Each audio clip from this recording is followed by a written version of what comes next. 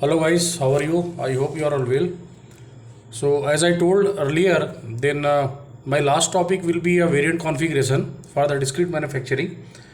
So I am making this video.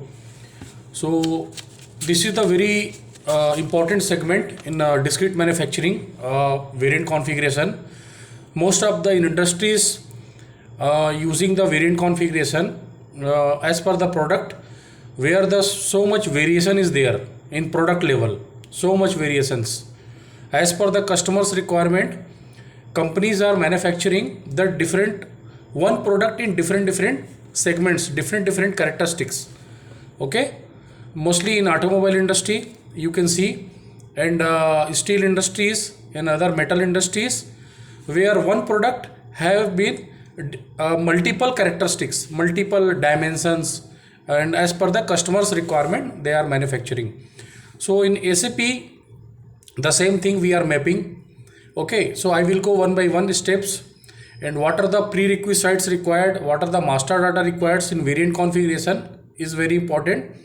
Okay, so because in interview, if you told that I worked in discrete manufacturing, so definitely people will ask, did you work on variant configuration? Because it is a very much important and very complex scenario in any discrete manufacturing. Remember, variant configuration we are using in discrete manufacturing more and more. Okay, so I will go one by one in SAP. So first of all, what we need to do, we have some steps we have to follow. So variant, if any product, any sellable product, any finished product, any product which we are manufacturing in-house, okay, so this material should be a variant configured material. It should be a configured material. Okay, so the metal type is KMAT. We are using metal type is KMAT. Okay, for this configurable material. Next, so first of all, MM01, you have to create the KMAT material, configure material. Okay, second thing, what will come, you have to create the class and characteristics. So class and characteristics, one product you have a different characteristics, different parameters. Okay, so you have to map under the class. So class and characteristics, first of all you have to create the class. Like I'm giving one example where I am supporting right now. Suppose any steel industry, they have one product, steel product. Okay, coil, maybe any product, coil or any metal. Okay, so they have a multiple characteristics, multiple, how many characteristics? Mostly for any product or any elements, as we have studied, what are the physical property, chemical property, thermal property, quality. Okay, these are the mechanical property, electrical properties. So these are the characters, these are the properties we have to map in SAP systems first of all. So what transaction we are using? We are using the CT04. Okay, we have to create all the characteristics. Suppose any product have 50 characteristics. What are the dimensions required? What are the thickness required?